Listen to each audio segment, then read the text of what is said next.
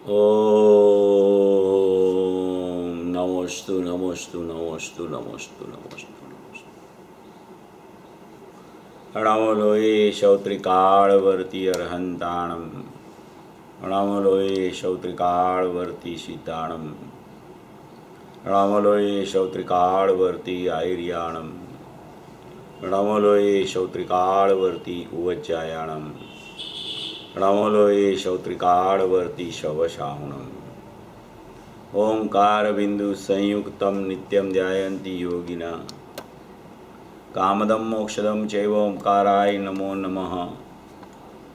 मंगलम भगवान वीरो मंगलम गौतमो गणी। मंगलम कुंकुंदार्यो जैनधर्मोस्तु मंगलम। सर्वमंगल मांगल्यम सर्वकल्याणकारकम। प्रधानम सर्वधर्माणं जैनम जयतु शासनम। नमः शमैशाराय स्वानुभूत्या चकाशते। चित्स्वभावाय भावाय सर्वभावांतरच्छिदे। एगो में शास्यदो अप्पा ज्ञान दर्शन लखणों। शेषा में बाहिरा भावा सवे संयोग लखणा। मारो सुशाश्वत एक दर्शन ज्ञान लक्षण जीव छे। बाकी बधा संयोग लक्षण भाव मुझती बाह्य छे। હું એક શુદ્ધ સદારૂપી જ્ઞાન દર્શનમય ખરે। કંઈ અન્ય તે મારું જરી પરમાણુ માત્ર નથી અરે। જે જાણતો અરહંતને ગુણદ્રવ્યને પર્યાયપણે। તે જીવ જાણે આત્મને તસુ મોહ પામે લય કરે। નથી અપ્રમત કે પ્રમત નથી જે એક જ્ઞાયક ભાવ છે। એ રીત શુદ્ધ કથાય ને જે જ્ઞાત તે તો તે જ છે। જેમ નેત્ર તેમજ જ્ઞાન નથી કારક નથી વેદ કરે। जाने ज कर्मोदय निर्जरा बंद तेमज मोक्ष ने। ध्रुव अचल ने अनुपम गति पामेल सर्वेशित ने। वंदी कहूँ श्रुत केवड़ी कथिता समो प्रावृत हो। तुस्ताप निज ने मोक्ष पंथे ध्यानुभव देह ने। तेमाज नित्य विहार कर नहीं विहर पर द्रव्यो विषय। ओम श्री नमः सिद्धेभ्य नमः सिद्धेभ्य नमः सिद्धेभ्य। आचार्य कुंद कुंद देव द्वारा रचा हुआ ये समयसार जी परमागम शास्त्र है। उसकी पूर्वरंग अधिकार में जीव जीव अधिकार की 17-18 गाथा के ऊपर अपनी चर्चा चल रही है। अभी अपन ने पूज्य गुरुदेव श्री का जो प्रवचन नायरोबी का 7 नंबर का प्रवचन का आखिरी अंश सुना। उसमें पूरी बात जो पूज्य गुरुदेव श्री ने फरमाई आचार्य भगवान की गाथा के आधार से, उसमें जो ये तीसरा पैराग्राफ में जो आचार्य भगवान ने जो स्पष्टीकरण किया है कि बाल गोपाल सबको सदाकाल और स्वयं बाल गोपाल माने निगोद से मानकर सिद्ध तक का, उसको सदा माने कि सदा माने कोई काल में नहीं, ऐसा नहीं, सदा। और स्वयं स्वयं माने खुद ही बाल गोपाल सबको अपनी ज्ञान की पर्याय में आत्मा जानने में आ रहा है, मगर उसको स्वीकार नहीं आता, उसका लक्ष्य वहाँ नहीं जाता। इसके लिए वो अज्ञानी मिथ्या दृष्टि मूंड रह जाता है। वो विषय की स्पष्टता पूज्य गुरुदेव श्री के प्रवचन में बहुत अच्छी तरह से अभी आधा घंटा चली।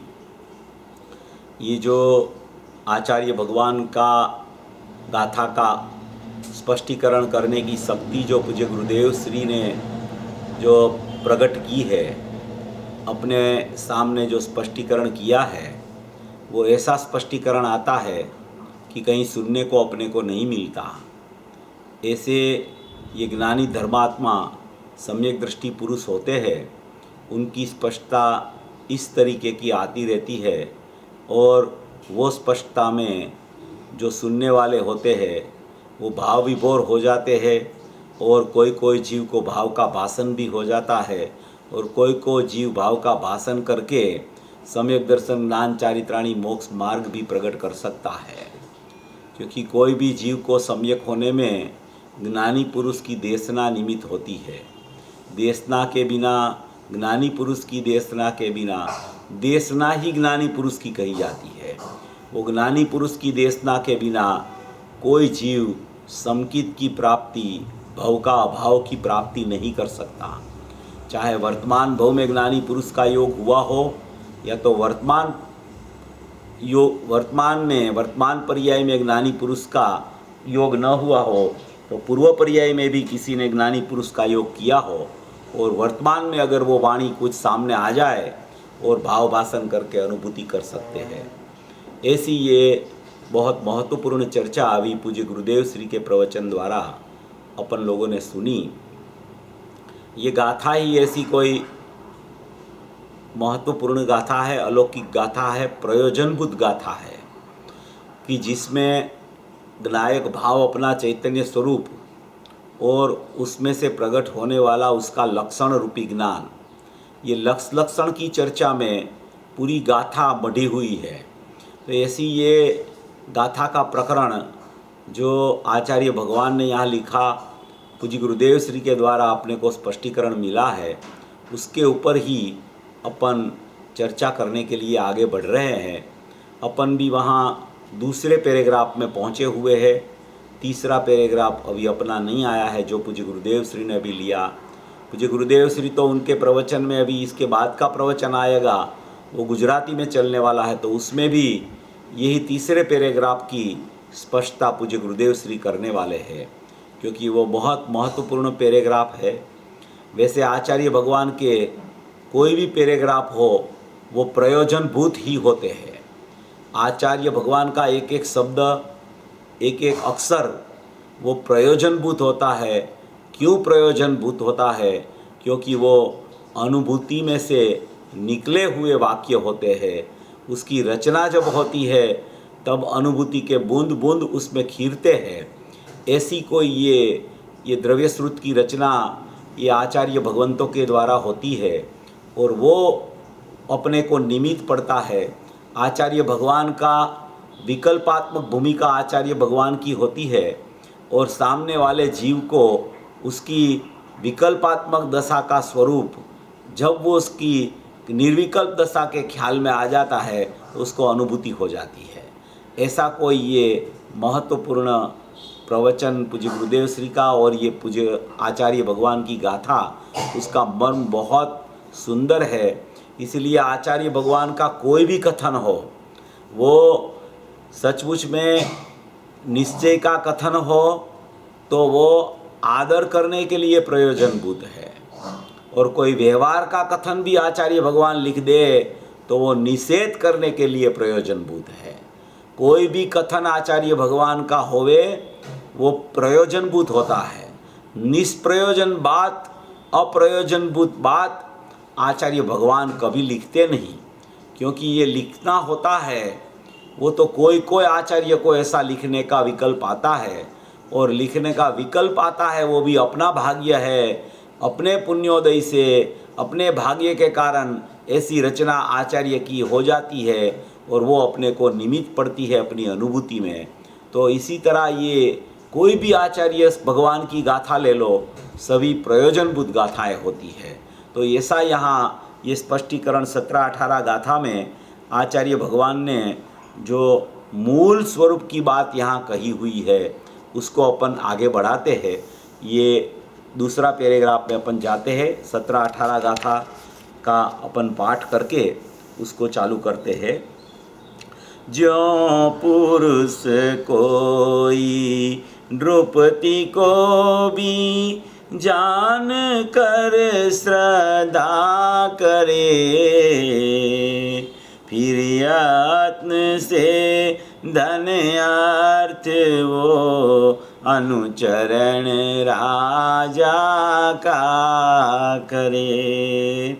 जीवराज को यों जानना फिर श्रद्धना इस रीति से, उसका ही करना अनुचरण फिर मोक्ष अर्थी यत्न से।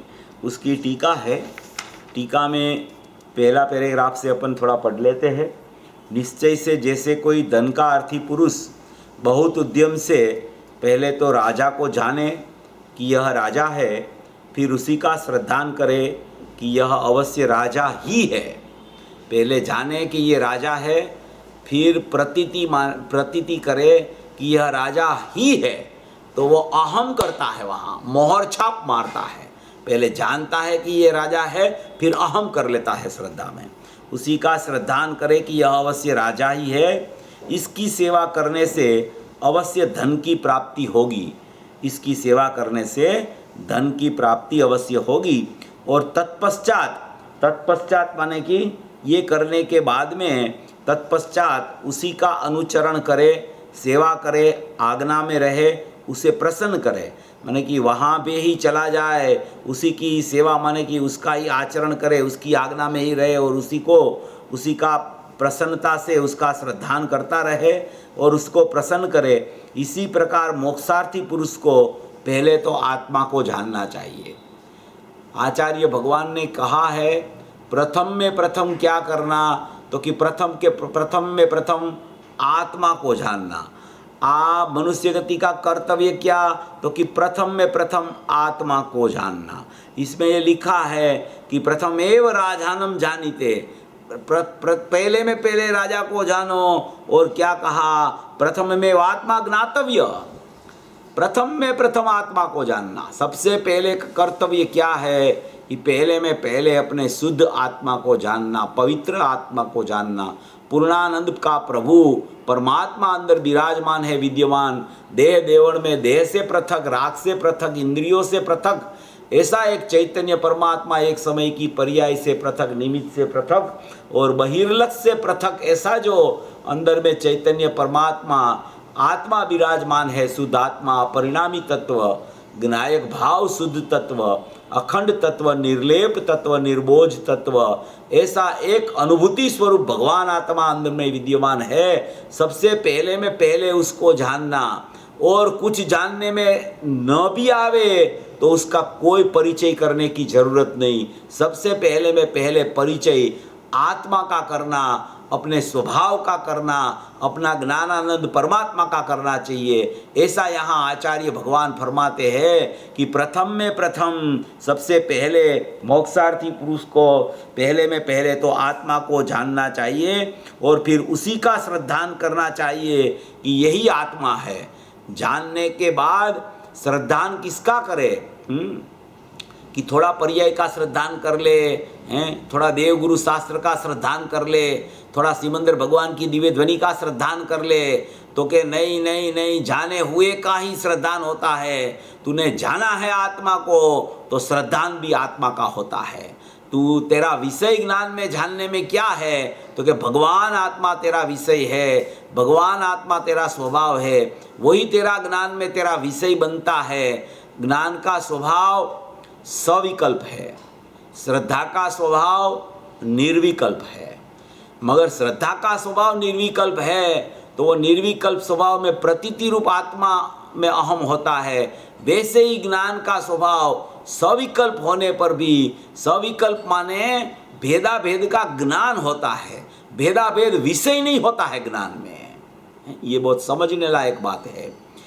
ज्ञान का स्वभाव सविकल्प है और श्रद्धा का स्वभाव निर्विकल्प है।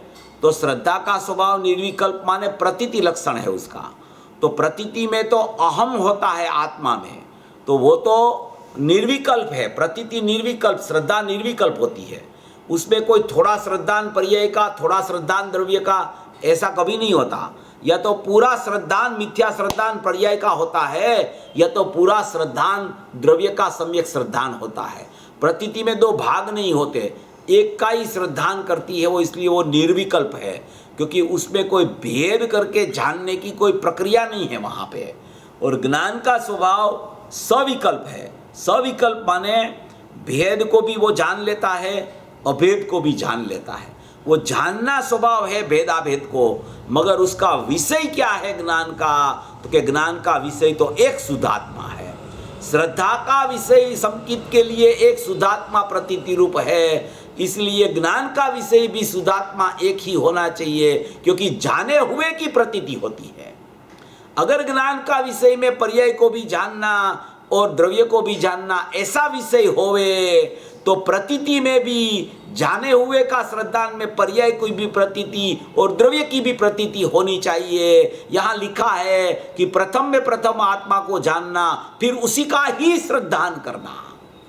तो ज्ञान का विषय भी भेदाभेद नहीं होता, श्रद्धा का विषय भी जैसे अभेद टंकोत्कीर्ण ज्ञायक भगवान आत्मा की प्रतीति श्रद्धा में होती है, ऐसी ज्ञान का विषय भी मात्र ज्ञायक होना चाहिए।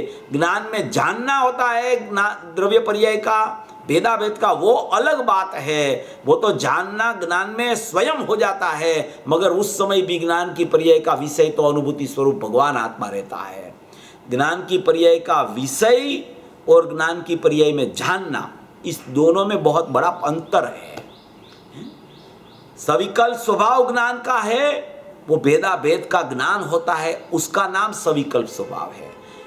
निर्विकल्प स्वभाव श्रद्धा का है, क्योंकि भेदाभेद का ज्ञान नहीं होता, भेदाभेद का श्रद्धान नहीं होता, एक का ही श्रद्धान होता है, इसलिए वो निर्विकल्प स्वभाव है। ज्ञान में भेदाभेद का ज्ञान होता है, इसलिए उसका सविकल्प स्वभाव है। मगर ज्ञान का विषय और श्रद्धा का विषय, दोनों का विषय तो एक भगवान आत्मा होता है, एक शुद्ध आत्मा होता है। इसलिए यहाँ लिखा है कि प्रथम में प्रथम आत्मा को जानना, और जिसको जानो उसी की ही श्रद्धा, उसी की ही श्रद्धा। आत्मा को जाना तो आत्मा की ही श्रद्धा होती है। अगर द्रव्य पर्याय को जानना हो वे ज्ञान का स्वभाव में, तो श्रद्धा भी द्रव्य पर्याय की हो जाएगी, और द्रव्य पर्याय की श्रद्धा से समकित की उत्पत्ति नहीं होती। इसलिए ज्ञान में भेदाभेद का जानना होता होने पर भी ज्ञान का लक्ष्य भगवान आत्मा के ऊपर होता है, ज्ञान का विषय भगवान आत्मा रहता है, क्योंकि श्रद्धा में प्रतीति का भी अहमपणा ज्ञायक भगवान आत्मा में होता है। इसलिए जाना हुआ का श्रद्धान होने से श्रद्धा में प्रतीति रूप भगवान आत्मा अहम करने के लिए होता है, तो उससे पहले ज्ञान में जानना भी उसका होता है। अगर जानना दो का होवे तो प्रतीति की भी दो की हो जाए, तो कोई जीव को अनुभूति न हो सके। इसलिए ज्ञान का स्वभाव भी ज्ञायक को जानना, और श्रद्धा का प्रतीति रूप स्वभाव भी निर्विकल्प प्रतीति करना ज्ञायक की, ऐसा कहा जाता है। सविकल्प स्वभाव जानना अलग बात, और विषय ज्ञायक ज्ञान का वो अलग बात है, क्योंकि जाने हुए की प्रतीति होती है, जाने हुए का श्रद्धान होता है। अगर जानने में स्व और पर दोनों आएगा, कि ज्ञान में आत्मा को भी जाना, पर पदार्थ को भी जाना है, तो ज्ञान में अगर ऐसा स्व और पर का जानना होगा तो प्रतीति भी स्व और पर की होगी, क्योंकि जाने हुए का श्रद्धान है। अगर जानना दोनों का हुआ तो प्रतीति भी दोनों की होगी, तो वो प्रतीति सम्यक नहीं हो सकेगी।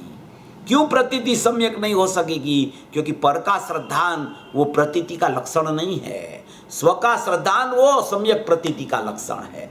इसलिए यहाँ मर्म भरा है कि इसी प्रकार मोक्षार्थी पुरुष को पहले तो आत्मा को जानना चाहिए और फिर उसी का श्रद्धान करना चाहिए।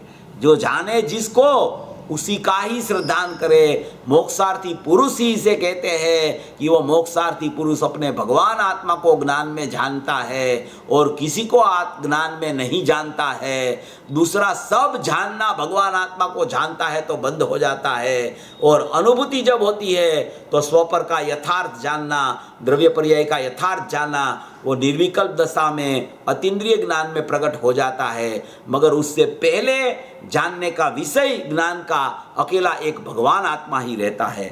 तो कहते हैं कि मोक्षार्थी इसी प्रकार मोक्षार्थी पुरुष को पहले तो आत्मा को जानना चाहिए और फिर उसी का श्रद्धान करना चाहिए कि यही आत्मा है। इसका आचरण करने से अवश्य कर्मों से छूटा जा सकेगा और तत्पश्चात उसी का अनुचरण करना चाहिए। अनुभव के द्वारा उसमें लीन होना चाहिए, क्योंकि साध्य जो निष्कर्म अवस्था रूप, साध्य जो निष्कर्म अवस्था माने सिद्ध दशा मोक्ष अवस्था, उसको साध्य कहा जाता है। निष्कर्म अवस्था रूप अभेद शुद्ध स्वरूप उसकी सिद्धि की इसी प्रकार उत्पत्ति है अन्यथा अनुत्पत्ति है, इसी प्रकार उत्पत्ति अन्यथा अनुत्पत्ति, माने कि ये एक ही प्रकार से साध्य की उत्पत्ति होती है, अन्यथा कोई प्रकार से ये साध्य रूपी निर्वाण रूपी मोक्ष की प्राप्ति, आत्मा का ध्येय के आश्रय के बिना साध्य की उत्पत्ति नहीं होती। साधन नाम का जो भगवान आत्मा के पास ज्ञान लक्षण है, वो ज्ञान लक्षण वाला साधन से सचमुच अपने ज्ञायक भगवान आत्मा ध्येय को जाने तो साध्य दशा प्रकट होती है। 294 गाथा वो मोक्ष अधिकार की है, उसमें लिखा है कि आत्मा का लक्षण ज्ञान और बंध का लक्षण राग, ऐसा लिखा है। और उसके बाद में जो कलश आया है उसमें ऐसा लिखा है कि चेतन रूपता धरतु ज्ञान और जड़ रूपता धरतो राग। राग माने जड़ रूप को धारण किया हुआ है और चेतन रूपता ज्ञान को धारण करती हुई प्रकट होती है। इसलिए चेतन रूपता धरतु ज्ञान और जड़ रूपता धरतो राग, माने कि चैतन्य चैत्यक भाव जो है उसमें आत्मा का लक्षण ज्ञान है और बंध का लक्षण राग है। तो अपने को तो आत्मा का लक्षण ज्ञान है, वो ज्ञान लक्षण से आत्मा कैसे जानने में आवे, वो यहाँ ये गाथा में पूरा भाव बता रहे हैं। पूरे समय सार में आत्मा को ज्ञान मात्र आचार्य भगवान कहते आए हैं। तो वो ज्ञान मात्र क्यों कहा? क्योंकि ज्ञान एक असाधारण लक्षण है आत्मा का, और वो लक्षण से ही लक्ष्य का जानना होता है, लक्षण से ही लक्ष्य की प्रतीति का श्रद्धान उदित तो होता है। इसलिए आत्मा का लक्षण ज्ञान और बद्ध का लक्षण राग, ऐसा चैतन्य चैतक भाव की अति निकटता के कारण ऐसा लिखा है वहाँ 294 में। चैत्य चेतक भाव की अति निकटता, अति एकता नहीं लिखा, अति निकटता, ज्ञान और राग की अति निकटता। चैतन्य आत्मा का लक्षण ज्ञान और बंध का लक्षण राग, उसकी अति निकटता के कारण, अति एकता के कारण नहीं, अति निकटता के कारण उसको दोनों एक जैसा लगता है। ऐसे ही यहाँ फरमा रहे हैं, ये दूसरे पैराग्राफ में यही चर्चा कर रहे हैं। तो यहाँ कहते हैं कि क्योंकि साध्य जो निष्कर्म अवस्था रूप अभेद शुद्ध स्वरूप उसकी सिद्धि की इसी प्रकार उत्पत्ति है और अन्यथा अनुत्पत्ति है, इसी प्रकार से साध्य की सिद्धि होती है, अन्य प्रकार से साध्य की सिद्धि नहीं होती। ये तो प्रकरण अपना चल गया था, ये अपन ने फिर से थोड़ा लिया क्योंकि ये गाथा होती है ने, उसको पूरा अपन समझे ने तभी गाथा का मर्म अपने ज्ञान दरबार में अंदर प्रवेश कर सकता है। जब तक गाथा का पूरा मर्म समझ में नहीं आता तब तक आचार्य भगवान क्या कहते हैं वो पता नहीं चलता है। क्योंकि आचार्य भगवान कुछ न कुछ बात जो लिखते हैं न, उसके पीछे बहुत प्रयोजन होता है। प्रयोजन के बिना आचार्य भगवान का शब्द नहीं निकलता, उसकी गाथाएं नहीं रचना होती। इसलिए ये सभी वाक्य जो लिखे जाते हैं उसमें बहुत मर्म होता है। पहले पैराग्राफ में आत्मा को प्रथम में प्रथम जानना, वो जिसको जाना उसी का ही श्रद्धान करना और उसी का ही आचरण करना, ऐसा करके ही साध्य जो निष्कर्म दशा, निवृत्त स्वरूप दशा, जो अपनी मोक्ष लक्ष्मी, जो उसको साध्य कहा जाता है, उसकी दशा की प्रगटता ध्येय के आश्रय से ज्ञान की पर्याय का लक्षण जो साधन है, वो साधन से ध्येय को लक्ष्य में लेके साध्य दशा, निर्मल दशा, परिपूर्ण आनंद और ज्ञान की प्राप्ति, ऐसी साध्य मोक्ष दशा प्रकट होती है। तब कर्म का अभाव हो जाता है, कर्म का बंद हो जाता है। कर्म का बंद तो चतुर्थ गुण स्थान से दृष्टि अपेक्षा से बंद हो जाता है, मगर क्रमे जब जीव दृष्टि ज्ञान पर ज्ञायक पर पड़ती है, फिर आगे बढ़ता है, तो क्रमे निर्जरा चलती रहती है और निर्जरा चलती मोक्ष लक्ष्मी उदित हो जाती है। ऐसी कोई ये परंपरा ये पंचम काल के आचार्य ने, पंचम काल के श्रोता के लिए ये द्रव्यानुयोग का दृष्टि प्रधान शास्त्र अप्रतिबुद्धों को प्रतिबुद्ध करने के लिए समयसार परमागम की रचना कर दी है। ऐसी कोई महत्वपूर्ण चर्चाएं समय सार में भरी है।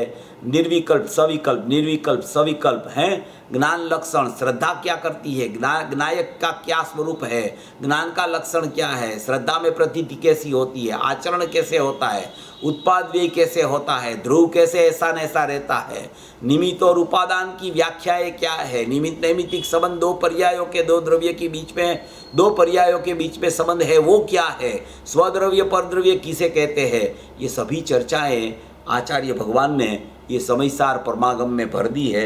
ऐसा ये समयसार परमागम अपने हाथ में आ गया पूज्य गुरुदेव श्री के निमित्त से।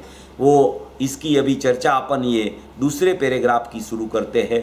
दूसरा पैराग्राफ अपन ने कल देखा था, अपन ने उसमें मोक्ष मार्ग प्रकाशक का टोडरमल जी साहब का आधार भी कोट किया था दूसरे अध्याय का, कि वहाँ उसने लिखा है कि ज्ञान दर्शन और वीर्य ये तीनों क्षयोपशम का अंश है। वो क्षयोपशम भाव है और क्षयोपशम भाव होता है, उससे बंध नहीं होता है। वो कर्म का बंध औदैहिक भाव से होता है, मोहनीय कर्म बंधता है वो औदैहिक भाव से बंधता है, और श्रद्धा की पर्याय में जो मिथ्यात्व चलता है और चारित्र की पर्याय में जो राग आदि भाव चलते हैं वो दोनों औदैहिक भाव से चलते रहते हैं। उसी समय ज्ञान की पर्याय में ज्ञान का लक्षण जानना होने से वो क्षयोपशम रूप रहता है। ज्ञान का लक्षण जानना, दर्शन का लक्षण देखना माने अवलोकन करना, और वीर्य का लक्षण स्वरूप की रचना करना माने पुरुषार्थ करना।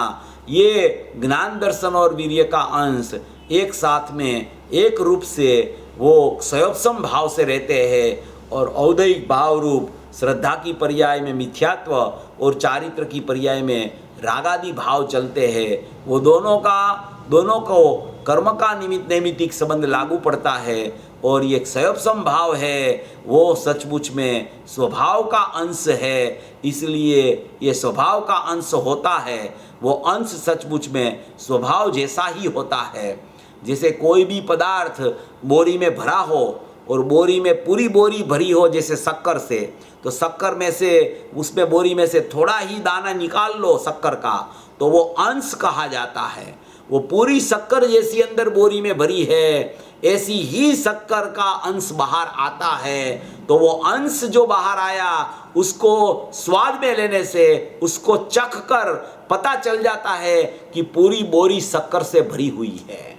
ऐसे ये ज्ञान का जो अंश है, वो ज्ञान का अंश जो बाहर निकला है, जो उत्पाद रूप प्रकट हुआ है ज्ञान दर्शन वीर्य का अंश, वो अंश भी ज्ञायक का अंश है। ज्ञायक में जैसे अनंत गुणात्मक एक चैतन्य स्वरूप ज्ञानानंद परमात्मा अतीन्द्रिय ज्ञान, अतीन्द्रिय दर्शन और अतीन्द्रिय वीर्य से भरा पड़ा है, ऐसा ही अंश उसका क्षयोपशम भाव रूप प्रकट होता है।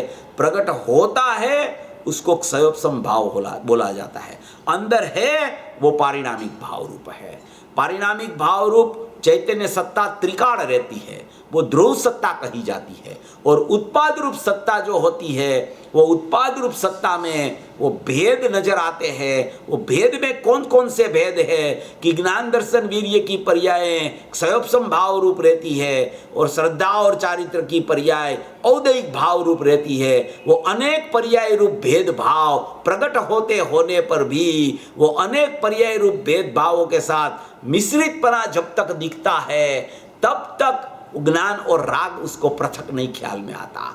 ज्ञान और राग अभी दोनों पर्यायों के बीच में भी अभी भेद ज्ञान नहीं हुआ, तो ज्ञायक की तरफ तो वो ज्ञान कैसे जाएगा, वहां तो वो प्रतीति करने कैसे अहम करने जा सकेगा। ऐसी कोई चर्चा ये दूसरे पैराग्राफ में बहुत महत्वपूर्ण चर्चा, और उससे भी महत्वपूर्ण चर्चा तीसरे पैराग्राफ में भी आई है। दूसरा पैराग्राफ, पहला पैराग्राफ जानने की विधि बताने का है, दूसरा पैराग्राफ भेद ज्ञान का है, और तीसरा पैराग्राफ व्यवस्था ज्ञान और नायक की क्या है वो बताने का स्वरूप है। पहला पैराग्राफ में पूरा निष्कर्म अवस्था कैसे प्रकट होवे, ज्ञान का जानना, श्रद्धा कैसे प्रतीत करे, चारित्र में कैसे आचरण करे, उसकी पूरी व्यवस्था पहले एक पैराग्राफ में बता दी। बाद में उसमें भेद ज्ञान कैसे करना वो दूसरे पैराग्राफ में बता रहे हैं। और तीसरे पैराग्राफ में जो पहला और दूसरा पैराग्राफ का टोटल है, उसको ज्ञान और ज्ञायक से बाल गोपाल सबको अनुभूति स्वरूप भगवान आत्मा सब जीव को सदा काल स्वयं अनुभव में ही आ रहा है। अनुभव में आ रहा है माने वेदन रूप अनुभव की बात नहीं है। सभी जीव सम्यक दृष्टि सम्यक ज्ञानी नहीं हो गए। वेदन रूप अनुभव की चर्चा नहीं है। बाल गोपाल सबको अनुभव में आ रहा है। वो लक्षण है, उसमें लक्ष्य ही विद्यमान होता है, उसकी चर्चा वहां उठाई है। जरूर वहां परोक्ष अनुभूति का प्रकरण है, मगर प्रत्यक्ष अनुभूति का प्रकरण वहां नहीं है। ऐसा तीसरा पैराग्राफ का स्पष्टीकरण है। तो यहाँ ये दूसरे पैराग्राफ के ऊपर अपन पहुंचे थे, उसके ऊपर अपन अभी शुरू कर रहे हैं। अभी इसी बात को विशेष समझाते हैं। इसी बात को विशेष समझाने का प्रयत्न आचार्य भगवान कर रहे हैं। आचार्य भगवान के सामने अप्रतिबुद्ध अज्ञानी जीव है, और अज्ञानी जीव के ज्ञान में आचार्य भगवान का कहने का तात्पर्य कैसे बैठ जाए, उस अपेक्षा से आचार्य भगवान अमृतचंद्र आचार्य देव उसको थोड़ा खोल के स्पष्टीकरण करते हैं। ऊपर तो पूरा आ गया कि ज्ञान में प्रथम आत्मा को जानो, उसकी श्रद्धा करो, उसका आचरण करो, मगर यहाँ कहते हैं कि वो जानना कैसे ज्ञान में आत्मा को जाने। प्रथम जानो, ये बात तो हमने सुनी, और हम जब जान लेंगे तब हम श्रद्धा भी कर लेंगे, तब हम आचरण में भी उसको ले लेंगे। वो तो आपने पहले बता दिया, मगर हम उसको जाने कैसे? हमारे पास कौन सी चीज ऐसी बच गई है कि उससे हम हमारे आत्मा को जान सके, हम उसकी प्रतीति कर सके, हम उसमें लीन हो सके? ऐसी कोई व्यवस्था तो बताओ। हमें तो अभी रागादि भाव दिख रहा है, परलक्षी परिणमन दिख रहा है।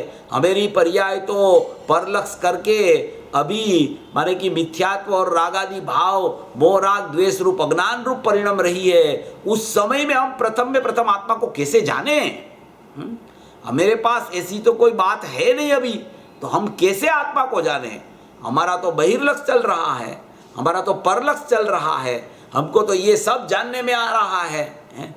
देह मन वाणी स्त्री कुटुंब परिवार संयोग, एक समय की पर्याय, उसमें मोह राग द्वेष अज्ञान भाव, ये सब हमारे ज्ञान में तो ज्ञात होते रहते हैं प्रति समय। और आप बोलते हो कि आपके ज्ञान में आत्मा जानने में आ रहा है, उसको प्रथम जानो हैं। तो ये हम कैसे उसका रहस्य समझे, और कैसे हम वो आत्मा की तरफ चले जाए और प्रथम आत्मा को जान ले?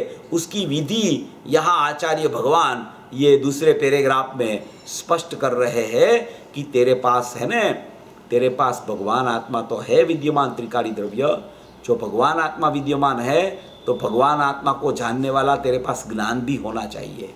अगर भगवान आत्मा विद्यमान है और उसको जानने वाला ज्ञान नहीं है, तो भगवान आत्मा कैसे होगा? क्योंकि भगवान आत्मा का कोई लक्षण होता है, और लक्षण होता है वो लक्ष्य जैसा लक्षण होता है, और लक्षण से लक्ष्य की पहचान होती है। जैसे कोई भी पदार्थ देख लो, शक्कर का लक्षण क्या है? तो कि शक्कर का लक्षण मिठास है, गुड़ का लक्षण गड़पण है, मिर्ची का लक्षण तिखास है, नमक का लक्षण खारप है, नींबू का लक्षण खटास है। तो लक्षण और लक्ष्य कभी लक्षण के बिना नहीं होता, और लक्षण जहाँ होता है वहाँ लक्ष्य हुए बिना नहीं रहता। ऐसे यहाँ लक्ष्य लक्षण की चर्चा करके ये पूरा विषय खोल रहे हैं आचार्य भगवान कि तू चिंता मत कर, तेरे पास भगवान आत्मा तो है न, तो उसका तेरे पास लक्षण भी है। तेरे पास ज्ञायक भाव है, तो ज्ञायक भाव को जानने वाला तेरे पास प्रगट रूप ज्ञान है, प्रगट रूप ज्ञान है, उत्पाद रूप ज्ञान है। उत्पाद रूप ज्ञान से ज्ञायक जानने में आता है। अगर उत्पाद रूप ज्ञान न होने तो कोई जीव ज्ञायक को जान न सके।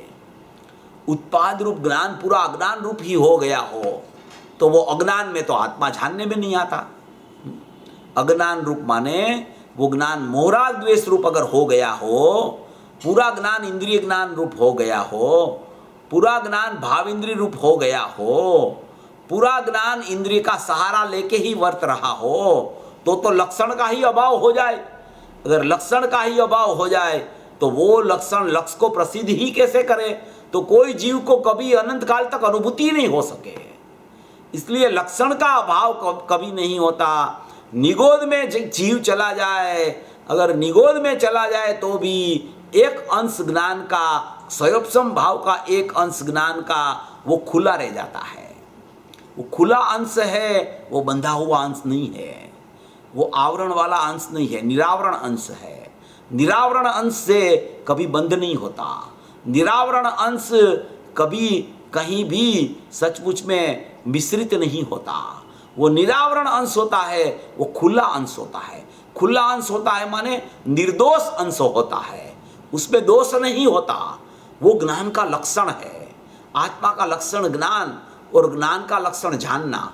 ऐसा जानना लक्षण वाला ज्ञान, आंशिक ज्ञान, अंशरूप ज्ञान, जिसमें ज्ञान क्रिया प्रतिष्ठित है, जिसमें जाननहार जानने में आ रहा है, जिसमें बाल गोपाल सबको अनुभूति स्वरूप भगवान आत्मा जानने में आ रहा है, ऐसा एक ज्ञान लक्षण सबके पास प्रगट रूप मौजूद है।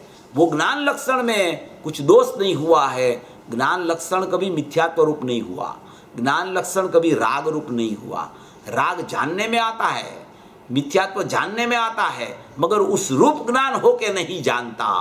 ऐसी यहाँ स्पष्टता मिश्रितपने की जो चर्चा आई है उसमें से ये निकलता है, क्योंकि आत्मा का स्वभाव ज्ञान और ज्ञान का स्वभाव आत्मा को जानना। आत्मा का चेतन का लक्षण ज्ञान और बंध का लक्षण राग। तो बंध का लक्षण राग है, वो सचमुच में औदैहिक भाव है, और आत्मा का लक्षण ज्ञान है, वो उपयोग लक्षण है, अंशी का अंश है, क्षयोपम भाव से चल रहा है। देखो, ये पूरी व्यवस्था अपने ज्ञान में पहले समझ में आनी चाहिए कि भगवान आत्मा कैसा है, उसकी पर्यायों का परिणमन कैसा है। पर्यायों में भी दो प्रकार के विभाग कौन कौन से हैं। सभी पर्याय मिथ्या रूप नहीं हो गई है, सभी पर्याय राग रूप नहीं हो गई है, उसमें विभाग है। पर्यायों में ज्ञान दर्शन वीर्य का अंश है, वो क्षयोपम भाव रूप रहता है। मिथ्यात्व और रागादिक पर्याय श्रद्धा और चारित्र की है, वो औदैहिक भाव रूप रहती है। तो क्षयोपम भाव में और औदैहिक भाव में पहले भिन्नता से उसको विभाग करके समझना चाहिए कि एक अंश में जब बंध होता है तब दूसरा अंश अबंध रह जाता है। अंशी तो अबंध ही है, अंशी में तो कुछ होने वाला ही नहीं है। अंशी नायक परमात्मा, ध्रुव परमात्मा, चैतन्य स्वाभाविक नायक आत्मा, अनंत गुणों से भरा पड़ा असंख्य प्रदेशी ध्रुव आत्मा, वो अंशी में तो कोई रागादि भाव की मिथ्यात्व रूप होना है ही नहीं। मगर उसका जो अंश लक्षण रूप है, लक्ष्य का लक्षण, वो लक्षण में भी कोई रागादि भाव की मिथ्यात्व रूप होना कभी नहीं हुआ है। वर्तमान पर्याय उत्पाद रूप है, उसमें कुछ नहीं हुआ है। ऐसी ज्ञान की पर्याय वर्तमान उत्पाद रूप है, दर्शन की पर्याय उत्पाद रूप है, वीर्य की पर्याय उत्पाद रूप है, वो तीनों क्षयोपम भाव रूप चल रही है। उसी समय श्रद्धा की पर्याय में मिथ्यात्व चल रहा है, उसी समय चारित्र की पर्याय में रागादि भाव चल रहा है।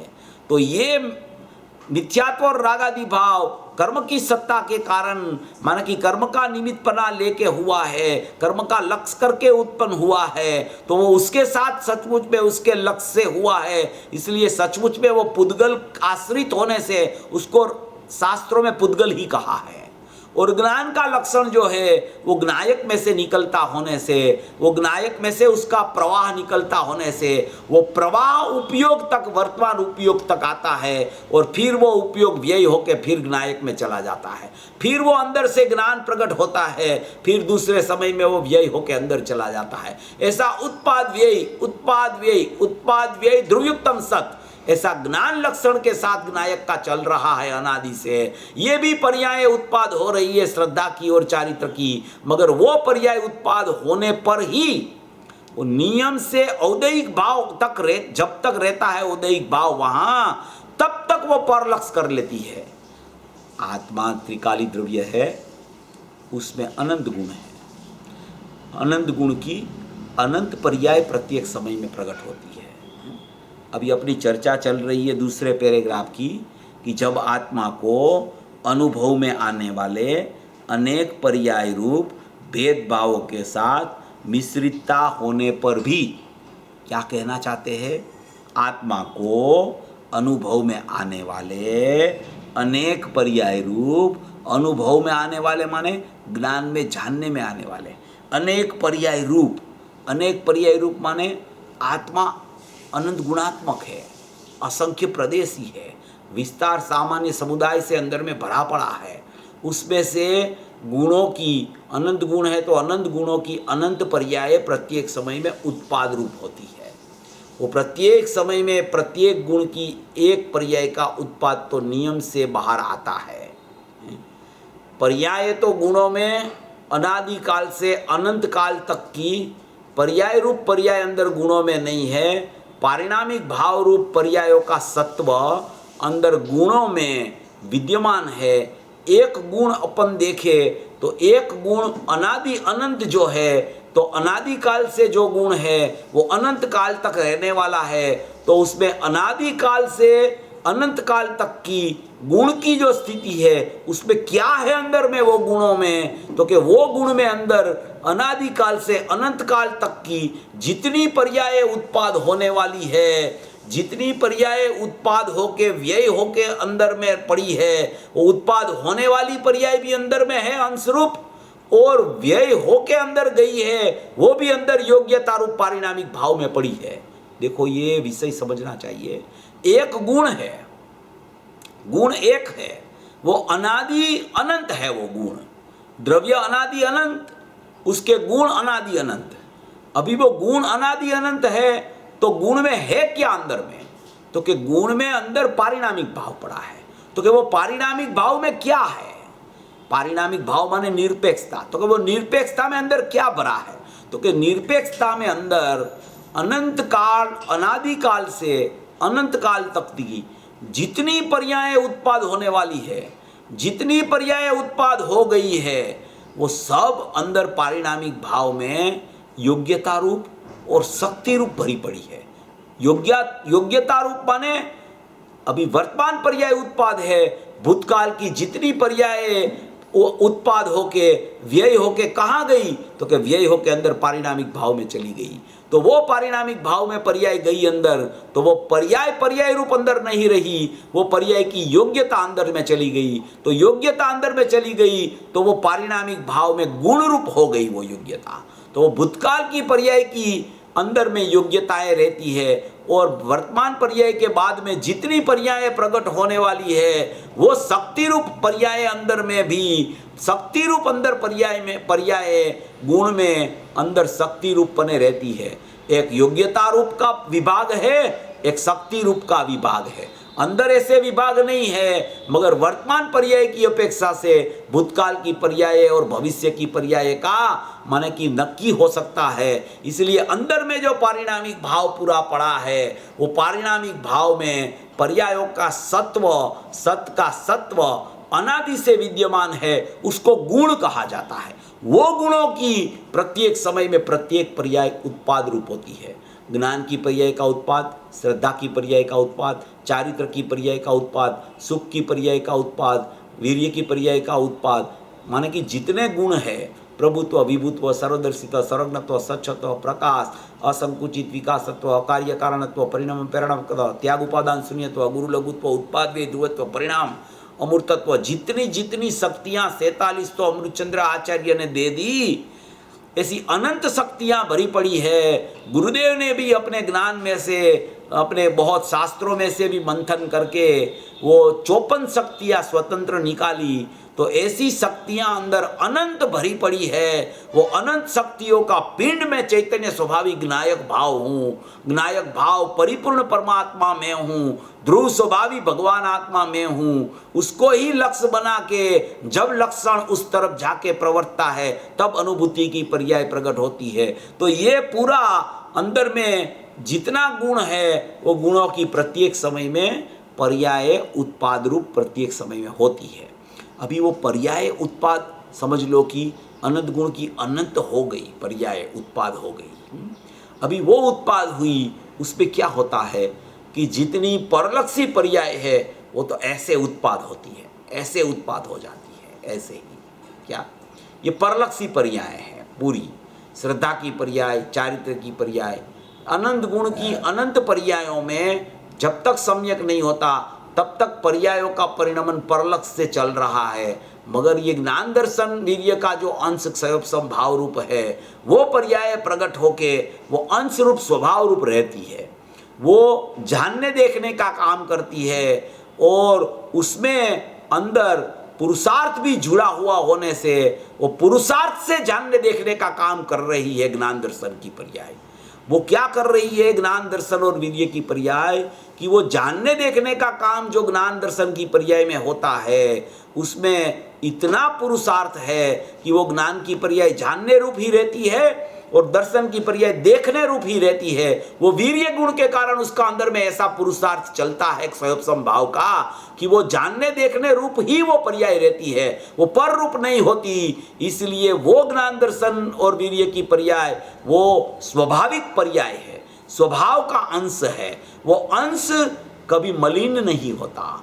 ये पर्याय मिथ्यात्व की और रागादि भाव की पर्याय कितनी भी मलिनता करे, क्योंकि वो परलक्ष्य से उत्पन्न होती है, वो पुद्गल के लक्ष्य से होती है, कर्म के लक्ष्य से उत्पन्न होती है, इसीलिए उसको औदैहिक भाव बोला जाता है। ज्ञान की पर्याय में भी अज्ञान दशा बोली जाती है। वो अज्ञान दशा ये मोहराग द्वेष के साथ ये मिलित जब होनी दिखती है तो वहाँ भी अज्ञान भाव की उत्पत्ति बोली जाती है। मगर अज्ञान भाव की उत्पत्ति के समय भी उसका ज्ञान लक्षण में जानना छूटता नहीं है, वो जानना छूटता नहीं है। दर्शन पर्याय में देखना छूटता नहीं है। क्यों दर्शन और ज्ञान में जानना देखता छूटता नहीं है? क्योंकि वो वीर्य की पर्याय का रूप ज्ञान दर्शन की पर्याय में है। इसलिए इतना पुरुषार्थ उतना वहां रह गया है कि वो जानने देखने रूप से चलित नहीं होती, च्युत नहीं होती, वो जानने देखने रूप ही रह जाती है। मगर वो परलक्षी पर्याय जो मोहराग द्वेष की है उसके साथ मिलितपना लगता है जीव को, वो लगता है जीव को, उसी का नाम अज्ञान है। ज्ञान में अज्ञान नहीं हुआ है, समझना थोड़ा, ये चर्चा बहुत महत्वपूर्ण है। ज्ञान में अज्ञान नहीं होता, ज्ञान में जानना देखना ज्ञान दर्शन में रहता है। क्यों जानना देखना ज्ञान दर्शन में रहता है?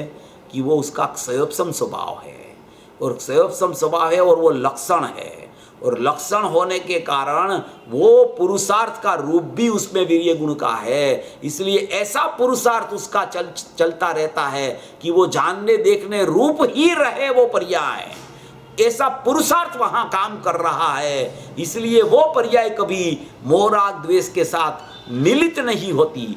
मगर अज्ञान के कारण जीव को ये दोनों का भेद ज्ञान न होने से, पर्याय के बीच का भेद ज्ञान न होने से उसको ऐसा लगता है कि ये ज्ञान दर्शन वीर्य का अंश भी ये मोहराग द्वेष के साथ मिलित हो गया है, मिश्रित हो गया है।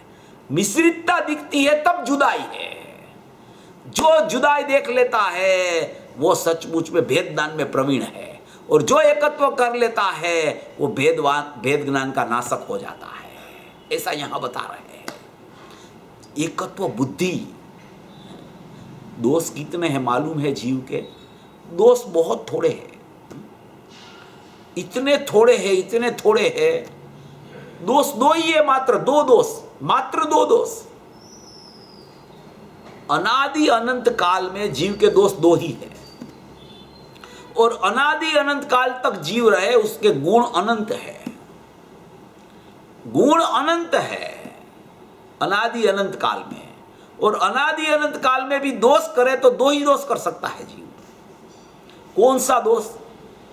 सबसे पहला दोष है अभिप्राय का। अभिप्राय का दोष कौन सा है?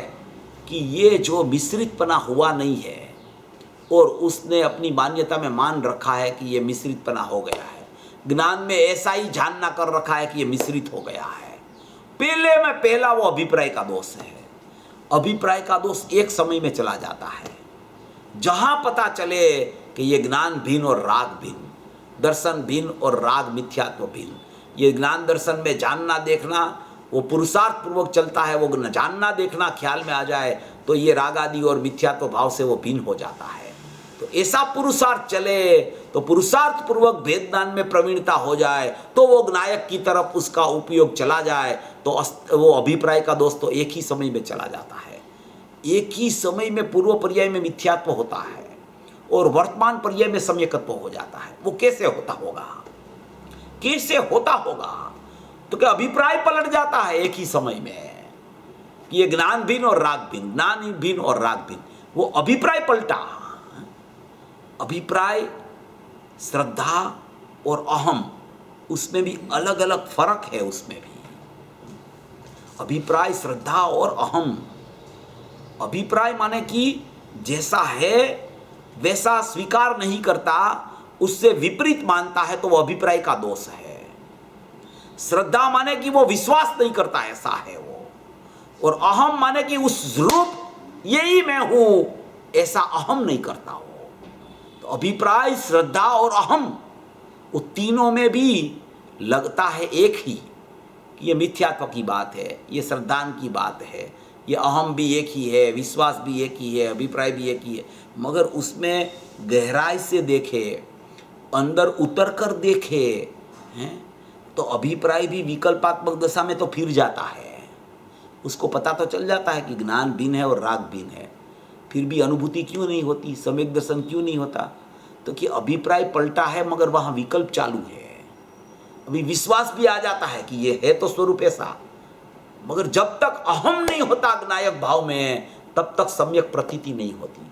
इसलिए अंतर है सब में। उसका मतलब ये नहीं कि श्रद्धा क्रमिक है, श्रद्धा तो अक्रम से होती है। जब अहम होता है वही श्रद्धा का कार्य है, वही प्रतीति का कार्य है, वही प्रतीति का लक्षण है। मगर जब तक सही समझ नहीं होती तब तक प्रतीति का कुछ काम ही नहीं होता। ये सब समझ पीछे सब सरल, सब सहल है, बिन समझे मुश्किल है। तो ये यहाँ जो पूरा प्रकरण आया है, जब आत्मा को अनुभव में आने वाले अनेक पर्याय रूप भेदभावों के साथ मिश्रितपना होने पर भी, मिश्रितपना हो गया नहीं है, मिश्रितपना दिखता है, मिश्रितपना होने पर भी उसको ऐसा मिथ्या प्रतिभास होता है कि जैसे राग के साथ ज्ञान का मिश्रितपना हो गया हो, शक्कर के साथ अफीम का मिश्रितपना हो गया हो, शक्कर के साथ फटकड़ी का मिश्रितपना हो गया हो। फटकड़ी भी सफेद, शक्कर भी सफेद, वो दोनों को एक बोरी में डाल दो तो भी वो दोनों पृथक पृथक ही रहते हैं, मिश्रित हो ही नहीं सकते हैं। दोनों का लक्षण जुदा है।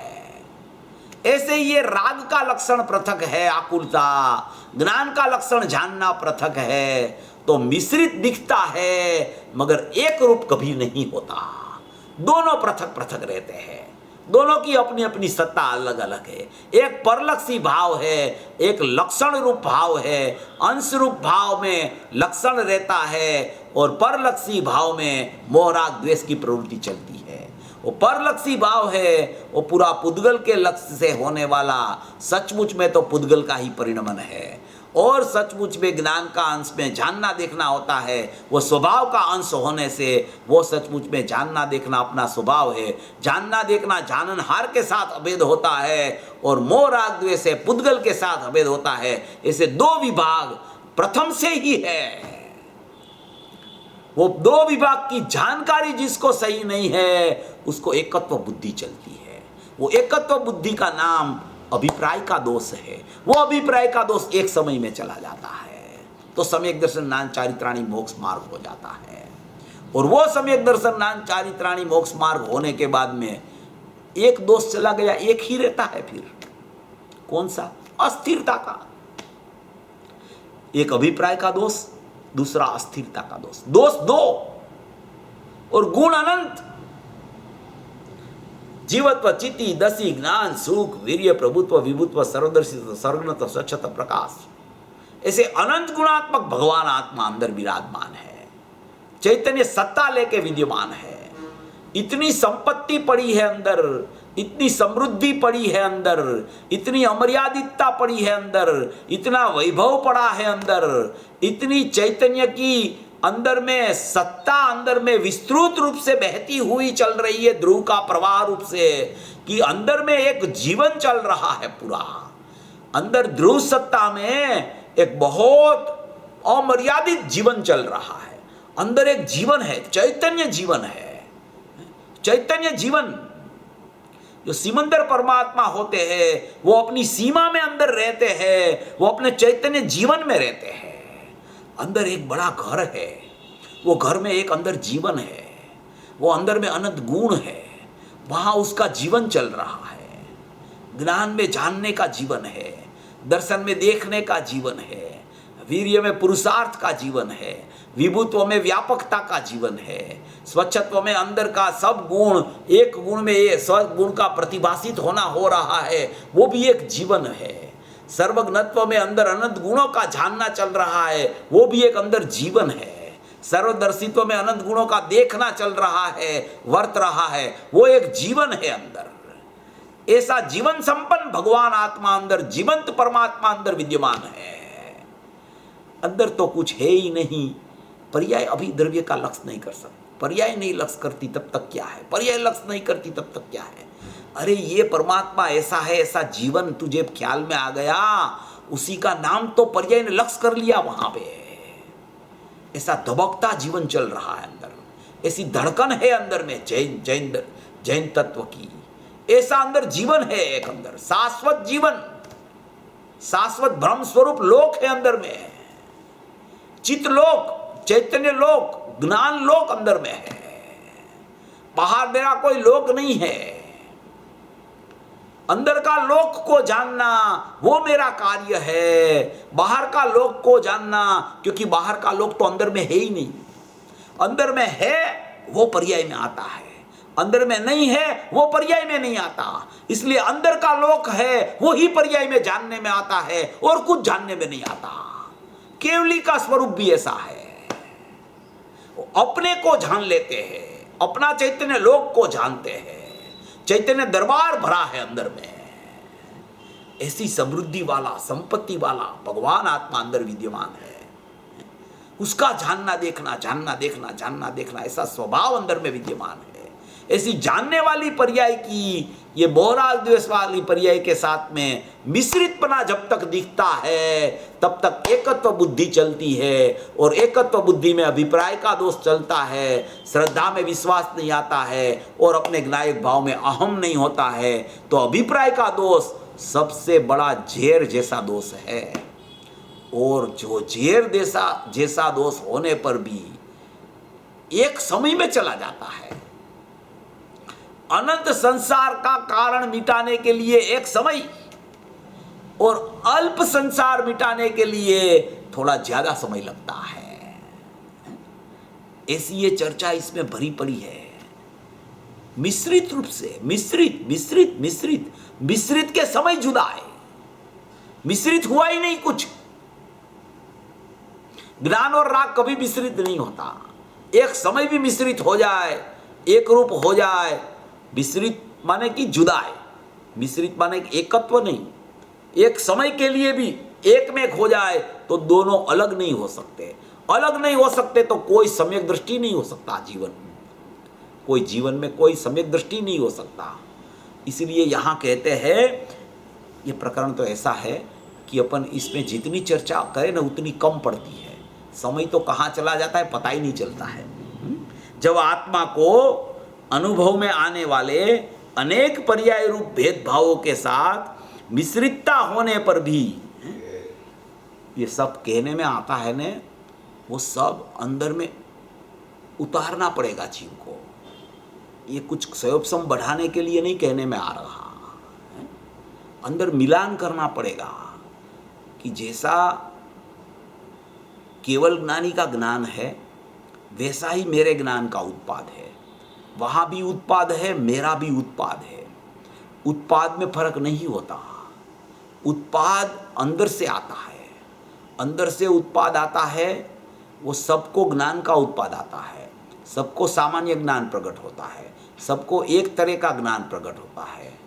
निगोद वाला जीव हो, संसारी जीव हो, संगनी पंचेंद्री जीव हो कि केवली जीव हो, ज्ञान प्रकट होने में ज्ञान लक्षण में कोई फर्क नहीं पड़ता कि इसका केवल ज्ञान लक्षण है, इसका सम्यक ज्ञान लक्षण है, इसका मिथ्या ज्ञान लक्षण है।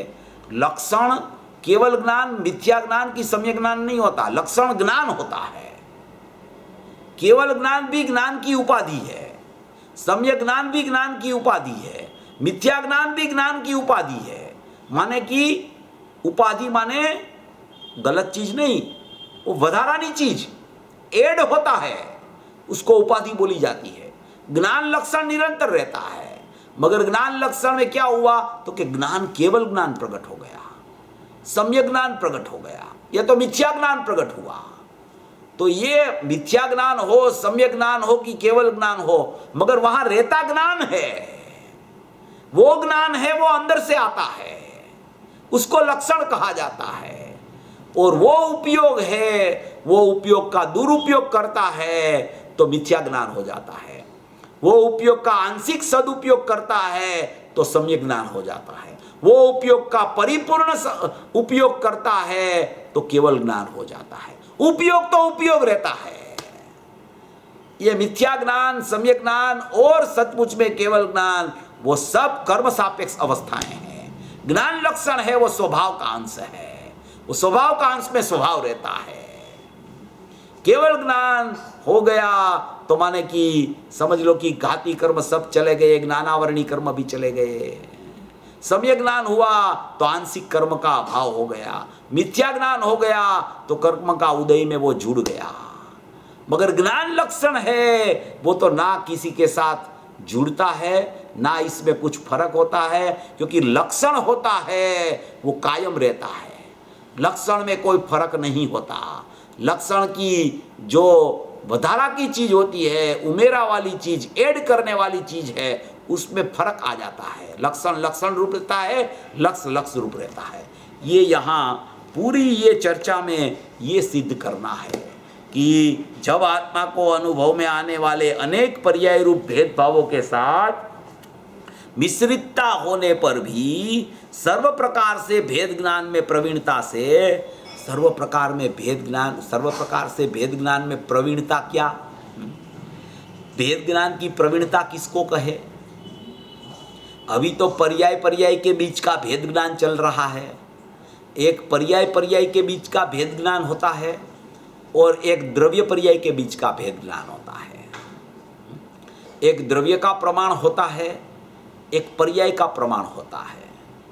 द्रव्य का प्रमाण में द्रव्य पर्याय स्वरूप वस्तु है, वो द्रव्य का प्रमाण है, उसमें द्रव्यसो में और पर्यायसो में नहीं, वो द्रव्य का प्रमाण में से द्रव्य का निश्चय निकाला उसने, त्रिकाली द्रव्य को निकाल लिया। और पर्याय का प्रमाण में माने कि पर्याय का प्रमाण में पर्याय स्व को जाने कि पर्याय पर को जाने, पर्याय ज्ञान लक्षण है, वो अनुभूति स्वरूप भगवान आत्मा को जाने कि राग आदि भाव को जाने, तो वो पर्याय का प्रमाण में से कि राग को जानना मेरा स्वभाव नहीं है, मेरा स्वभाव ज्ञायक को जानना है, राग जानने में आ जाता है, वो राग की तरफ से बात है, ज्ञान की तरफ से ज्ञायक जानने में आता है। वो पर्याय का प्रमाण में से राग को जानना और ज्ञायक को जानना, उसमें मैं राग को नहीं जानता हूँ, मैं ज्ञायक को जानता हूँ। वो पर्याय का प्रमाण में से पर्याय का निश्चय द्रव्य को निकालता है कि जाननहार ही जानने में आता है, बाल गोपाल सबको अनुभूति स्वरूप भगवान आत्मा जानने में आता है। वो पर्याय का निश्चय निकाला, द्रव्य का निश्चय में द्रव्य का प्रमाण में से द्रव्यवों में और पर्याय का प्रमाण में से पर्याय में ज्ञायक जानने में आता है। ऐसा दोनों का निश्चय जिसको एक साथ में ख्याल में आ जाता है, उसको अनुभूति का प्रकरण चालू हो जाता है, अनुभूति हो जाती है। तो यहाँ भेद ज्ञान की प्रवीणता किसको कहते हैं कि पहले में पहले तो ये मिश्रित रूप से तुझे राग मिश्रित ज्ञान दिखता है, ऐसे अनेक पर्याय रूप भेदभावों के साथ मिश्रितता होने पर भी सर्व प्रकार से भेद ज्ञान में प्रवीणता से जो यह अनुभूति है सो ही मैं हूँ, जो यह अनुभूति है सो ही मैं हूँ, माने कि ज्ञायक भगवान आत्मा है वही मैं हूँ, वही मैं हूँ। वो श्रद्धा का सूर है। जो ज्ञान लक्षण और राग लक्षण, राग का भाव और ज्ञान लक्षण जुदा पड़ गया तो अनुभूति है वही मैं हूँ, ऐसा श्रद्धान ज्ञान पूर्वक उदित हो जाता है। ऐसा आत्मज्ञान से प्राप्त होने वाला, ऐसा आत्मज्ञान उसको प्राप्त हो जाता है कि यही मैं अनुभूति वही मैं हूँ, अग्रायक भाव ही मैं हूँ। ऐसा राग से ज्ञान की पृथकता जिसको ख्याल में आ जाती है कि चिद्रूपता धरता ज्ञान और जड़ रूपता धरता राग, ऐसा जो जिसको ख्याल में दोनों का भेद ज्ञान करके आ जाता है, तो आत्मा का लक्षण ज्ञान और बंध का लक्षण राग, ऐसी भिन्नता जिसको ख्याल में आ गई, लक्ष्य लक्षण की उसको अभेदता हो जाती है, और लक्ष्य लक्षण की अभेदता में अनुभूति होती है, आत्मज्ञान उदित हो जाता है, श्रद्धा भी सम्यक हो जाती है और लीनता भी उसी समय हो जाती है।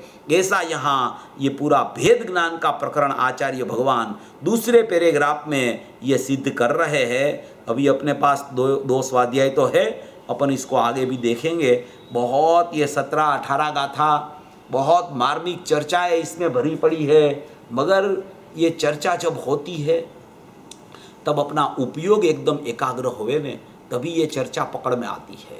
जब गुरुदेव चर्चा करते हो कि गुरुदेव के माध्यम से अपन भी चर्चा करते हो, तब ये चर्चा में अपना उपयोग एकाग्र रहे न, तब ये चर्चा एकदम अंदर में ग्रहण हो जाती है और अंदर में विभाग हो जाता है।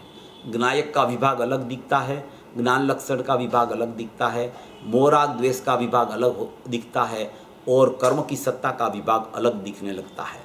ऐसी 4 प्रकार की ये जो सत्ता है, वो सत्ता में कौन कौन सी सत्ता मेरी है ज्ञायक और ज्ञान की, और कौन कौन सी सत्ता राग की और कर्म की मेरी नहीं है, ऐसा भेद ज्ञान जिसको चलने लगता है उसको अभेद की अनुभूति हो जाती है। ऐसी अभेद की अनुभूति यही अपना ये मनुष्य जीवन का कर्तव्य है। आचार्य भगवान ने और ज्ञानियों ने अपने को यही बताया है कि तू कुछ न कर सके इस जीव में, इस पर्याय में मुनिपना न ले सके, तो श्रद्धान करके अनुभूति तो जरूर कर लेना, अनुभूति पूर्वक श्रद्धान तो जरूर कर लेना, स्वरूप आचरण की स्थिति तो जरूर कर लेना। ऐसी सम्यक ज्ञान, सम्यक दर्शन और सम्यक चारित्र का प्रकट करने वाली, ये प्रकट कराने वाली ये गाथा है। ऐसा स्वरूप समझकर सभी भवी जीव अपना स्वरूप को समझकर अपनी पर्याय में ज्ञानानंद लक्ष्मी प्रकट करे, ऐसी मंगल भावना।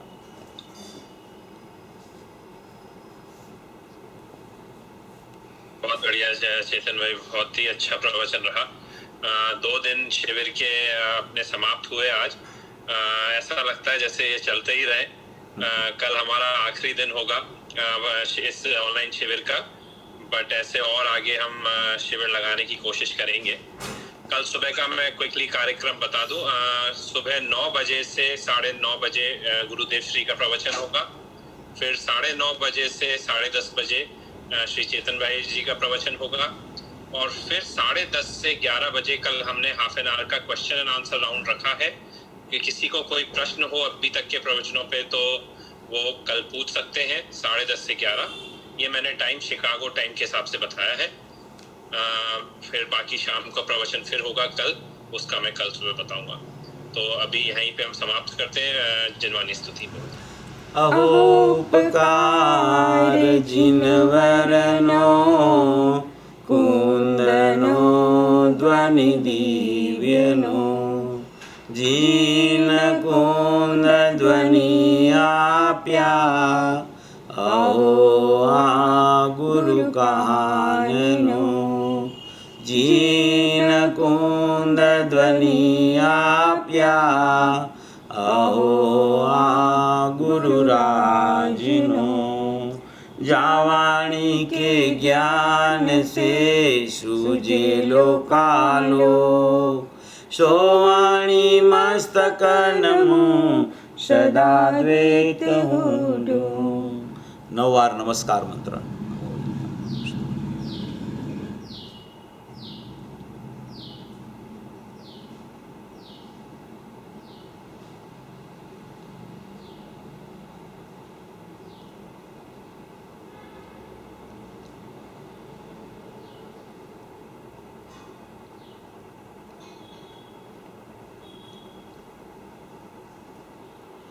બોલો મંગલમય જીનવાણી માતનો જય હો. પરમ કૃપાળુ અનંત અનંત અનંત ઉપકારી શ્રી સદગુરુદેવનો સદગુરુદેવનો જય હો.